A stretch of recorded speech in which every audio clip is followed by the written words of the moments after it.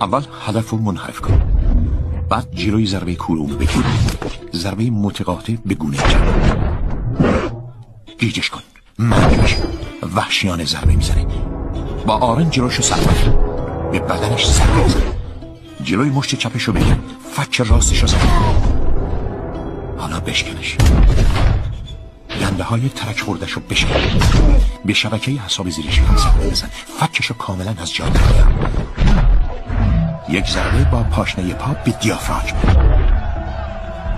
به طور خلاصه گوش هایی که زنگ میزنن، چانه خرد شده، 5 دنده ترک خورده و 4 دنده شکسته، خونریزی دیافراگم، بهبود جسمانی 6 هفته، بهبود کامل روانی 6 ماه، قابلیت تف کردن به پشت سر از کار افتادن.